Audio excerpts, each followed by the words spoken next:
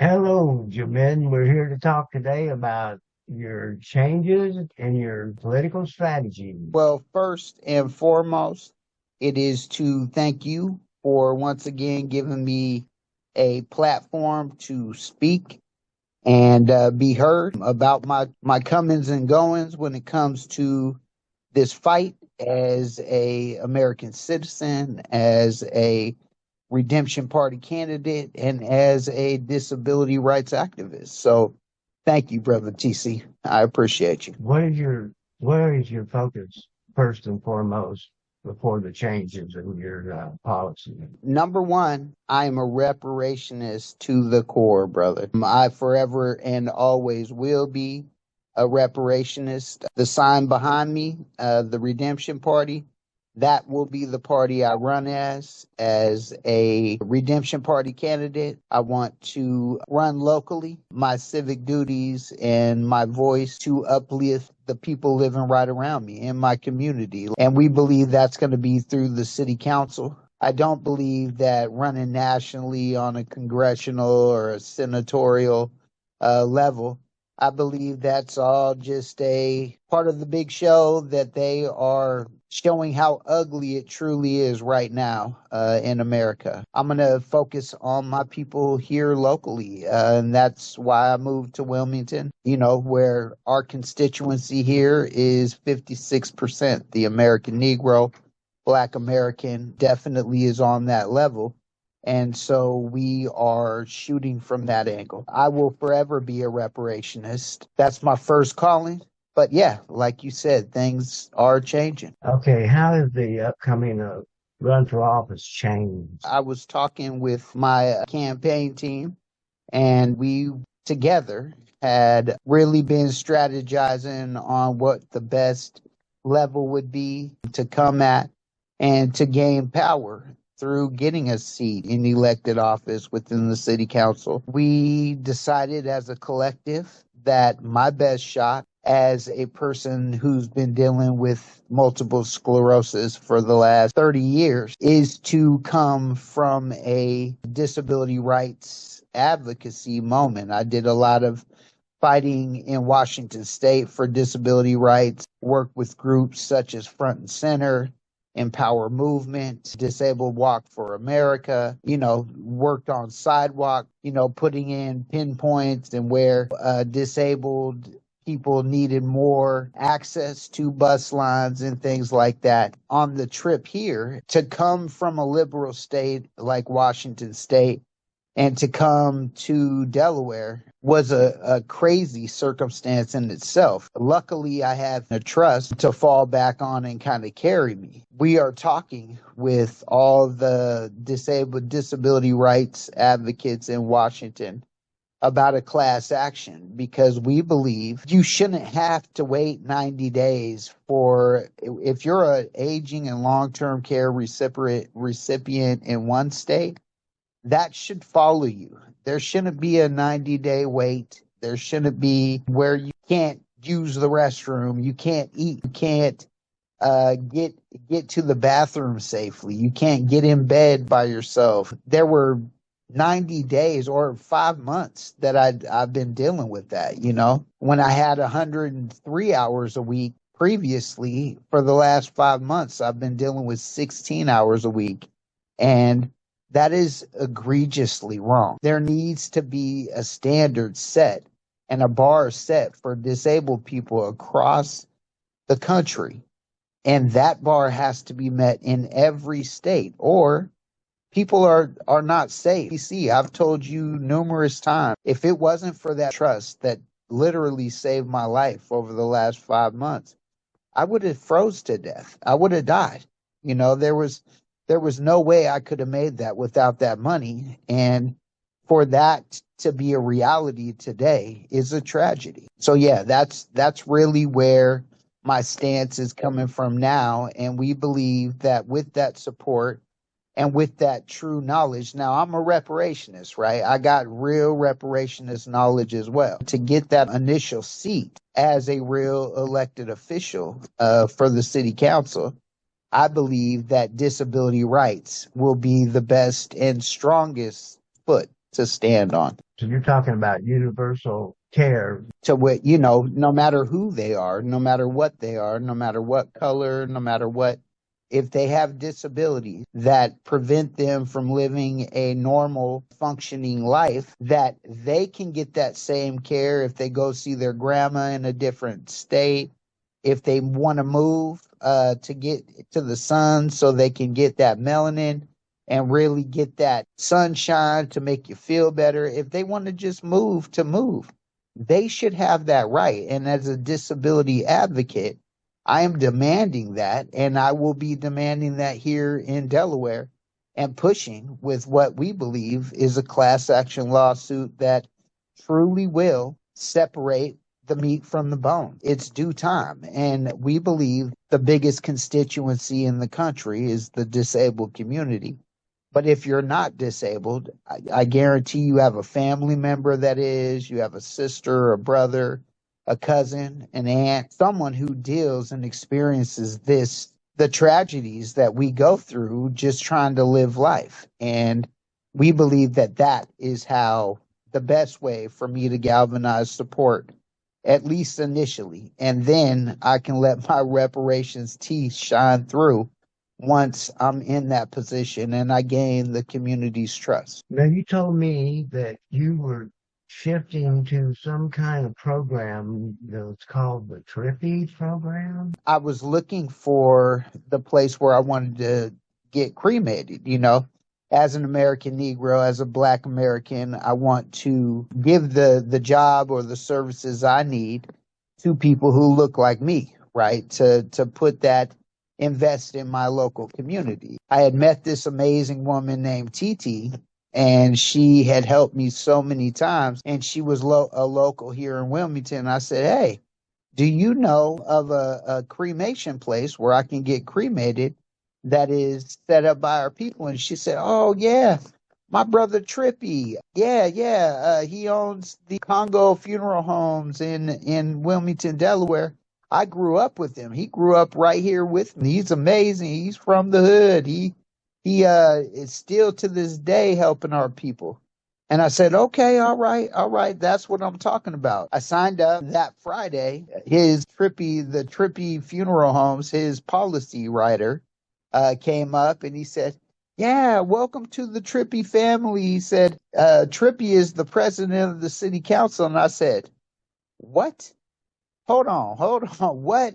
You Trippy, the person who I just signed up to get cremated in his building, is the president of the city council. I said, oh my gosh. And he's like, yeah, welcome to the Trippy family. He said every year on Labor Day, Trippy invites all of his people to the Congo Resorts establishment that they have, and they have a huge feed, and all the elected officials go there. And so what do you know, TC? The Most High, the powers that be on the good side of things, literally just had me join a family and get and I'm in the end times, I ain't going nowhere yet, brother, but in the end, they're going to be the one to lay me to rest, right? And literally he just happens to be the president of the city council, brother. Yeah. So here's that the powers that overlook us, the ancestors, those that help us from the other side, are in your favor. They want you to have a good run. Yes, sir. Yes, sir. And I I, definitely got the team. I got a team. Man, I got an unbelievable team working with me, you know, on this side. If we ain't on the ancestors' side yet, but those ancestors are most definitely proven that we are on the right side of history, and they are rocking with us. And yeah, if that ain't proof, I don't know what is, brother TC. so you're talking about your team. Let's talk about your team. Who are your team? Well, I am working with Ms. Jade. Her handle is Lioness Crown. She works with the High Esteem Black Excellence. They are helping me really dial in my speaking points as a elected official. They are helping me through the trials and tribulations I've dealt with here. I'm building this case on the class action lawsuit. but they are so this organization that is helping me really refine my message is just so amazing. Yes, so a big shout out to Jade that is on the team, kind of helping me dial everything in. I also have No Taxation, with which is an amazing ally of mine. She's my mentor. She is up on the hill, up there in Washington D.C. Her father was a senator, and she has made, as a lobbyist and as a person who knows those politicians, and really she rubs elbows with them, so she knows what to say, how to move, who to move with, who to stay against. And so she is helping me put this package together too.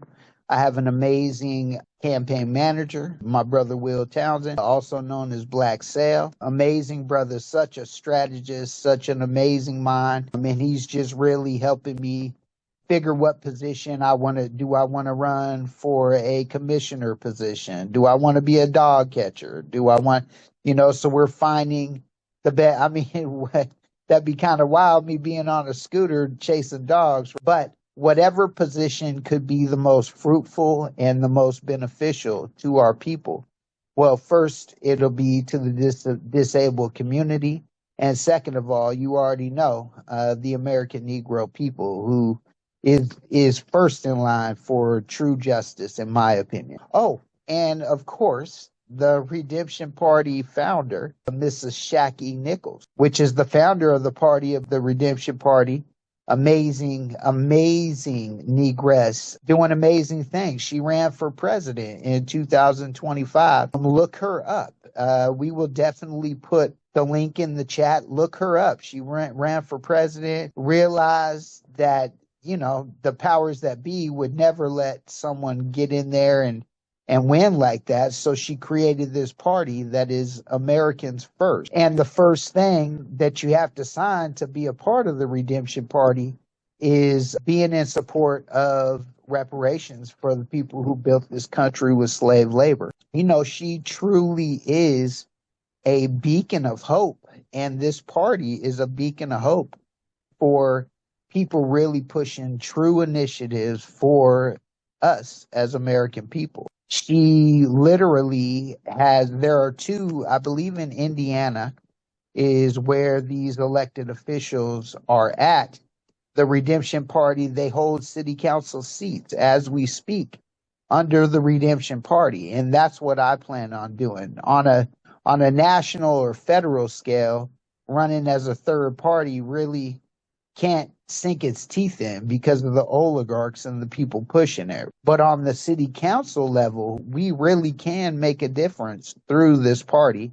And when the league gets attached, I encourage you all to look into the Redemption Party and what we're doing through it. The political strategy, that was one of the strategies that she came up with, was about me for this fight, because I have taken so much time away from my effort, just being out here trying to live, trying not to freeze, trying to stay focused and trying to stay centrally focused on the bigger goal has been so hard, stressful. I haven't been eating right. I haven't been taking care of my health. And so that's a big part that Sister J, with the program that I bought and the amazing package that she is working through me with, she is going to bat for me and literally having me focus first on myself, getting back in the right frame of mind, getting back on my health agenda, and just really focusing on getting back in the right place of mind and health,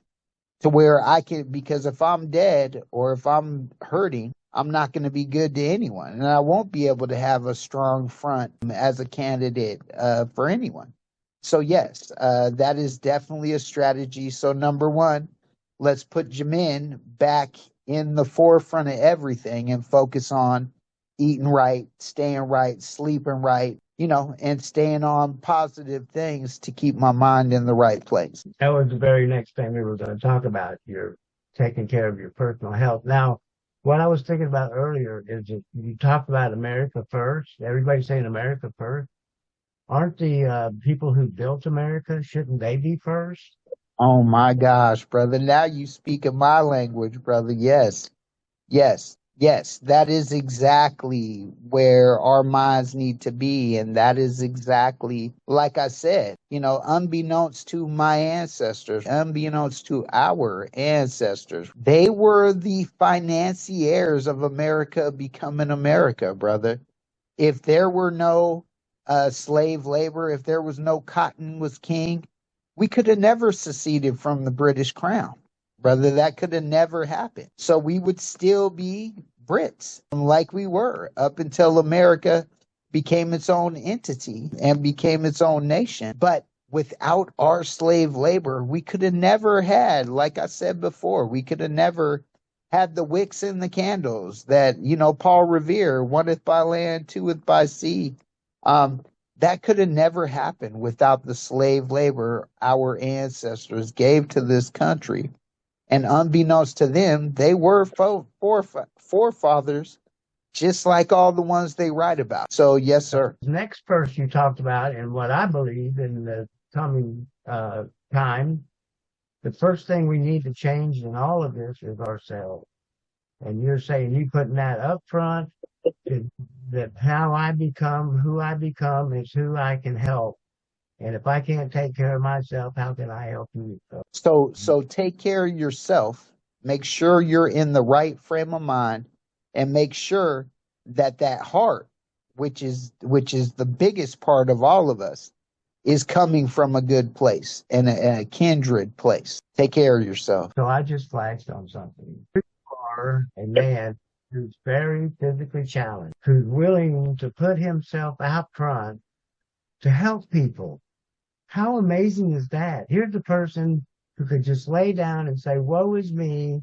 How did I get dealt this hand? And yet you're saying, no, I won't lay down. I'm going to fight for what's good for all of us. That's right, brother. Hey, and that's what my goal here is to do, is to inspire others like me in this position to do that, to bridle that same kind of passion, whatever it may be. Of course, it won't be reparations, it might not be disability rights, but whatever your passion is, fight for it. But first, take care of yourself so that you can fight for it. But fight for it we must, because in times like these, brother, we're watching right now. You and I were talking about it before we jumped in this meeting. The world is going insane. The oligarch in power right now is bombing different countries and Iran. It's like, this is the guy that said, oh, we want to end all wars. We're not going to starting, and look what he's doing. He's just like all the other ones, warmongering, ready to literally suck blood from turnips, which is impossible. So yeah, we if we don't wake up, it's going to be too late. And I, for one, choose to open my eyes and wake up. Who better to wake up the people than the one who's least able? When they show up, it's like, what's your excuse? It's like, Sure. we are all in this together, and we need to come together and give what we have and share that with each other. But I'm inspired. Well, thank you. And that's what we're here to do, brother. That's what I'm here to do, is inspire and uplift. And I'm glad, brother. I'm glad. And I hope this goes far and wide. And I hope people truly see, if I can do it in a wheelchair, in a scooter, lying on my back, you can do this. If you're standing up and you say, I don't know, this is scary, man, hell yeah, it's scary. Look, I just moved from Washington State to Wilmington, Delaware by myself. That shit was scary as hell. But you know what? A force greater than me made sure to pave the way. And if I can do it, again, so can you.